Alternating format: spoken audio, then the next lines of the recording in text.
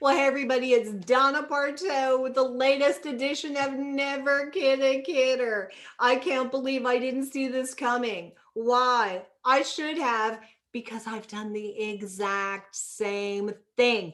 I'm calling this video The Last Temptation. You know what it is? It's to get inches from the finish line and then suddenly backpedal and dream of a million different reasons why you can't possibly move forward with publishing your book. And the closer you, I'm now watching it happen for a number of you.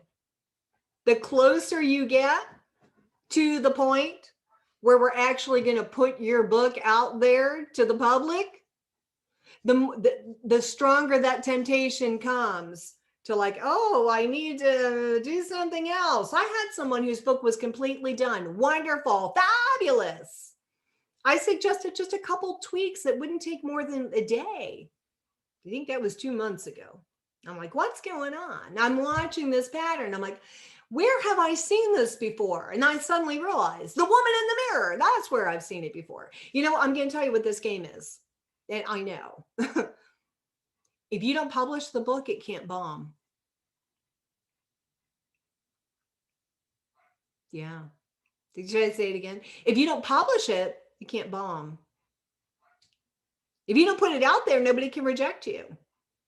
If you don't put it out there, you won't be the one person who flopped. That's what that is.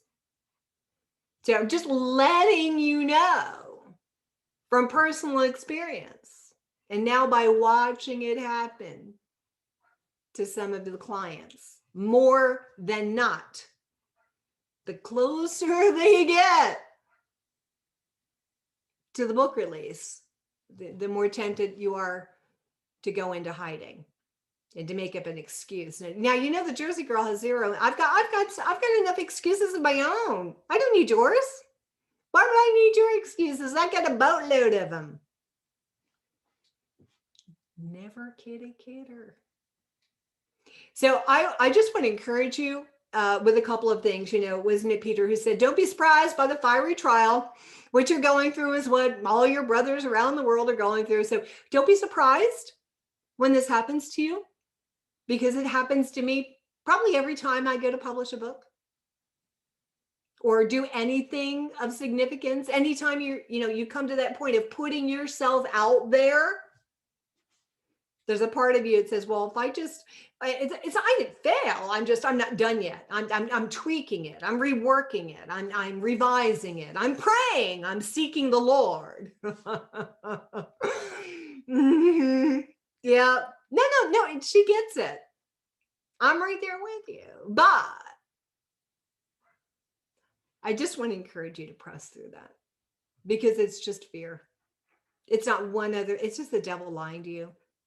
Keep moving forward in faith. I know it's scary, but I'm not going to let you fall on your face. I'm going to do everything in my considerable power to make sure that you succeed. I'm really good at this and getting better every day. And I'm not saying that to brag. I'll give you a list of my faults. They're a mile long. I can't manage anybody. I almost had a nervous breakdown. I hired somebody to try to fix up my house. The guy walked off with $3,000 of my money, left a hole in my bedroom ceiling, and trashed the side of my house. And I just about had a nervous breakdown because I had to delegate and manage to some worker guy. So I'm not perfect. I get it. Lots of faults. But this, I'll just tell you straight up, I'm one of the best in the world. You've hired one of the best in the world. At launching Christian books, that's my zone of genius. I'm going to do everything I can to help you succeed. I'm not going to set you up for failure. I promise, pinky promise. To trust in God, trust in the process, trust that you're at the right place. I mean, if you're watching this video, I'm recording this after doing number one release after number one release after number one release. Everybody I'm releasing is hitting number one in multiple categories because we're giving Amazon what it wants. I'm going to tell this story here. You've probably heard me, you may or may not have heard me tell it, but this is such a good story. I'm going to tell it. And then I'll wrap. I want this to be short. Donna, short, to the point. All I wanted to do is warn you of the last temptation, so you know it's coming, so you're not surprised. I did launch real time last week. My mega pastor also was doing a launch. We have 10,000 people just at our local church. We have a network of churches all around the world, and we're part of ARC. Our church is like one of the founding members of ARC, the Association of Related Churches. The foreword for his book was by John Maxwell. He had prominent endorsements from every major mega pastor. He had a 24-hour nonstop live stream with mega pastors, Christian celebrities, Christian recording artists, worship. It was published by Thomas Nelson, which is owned by HarperCollins, one of the most powerful New York publishing houses in the world.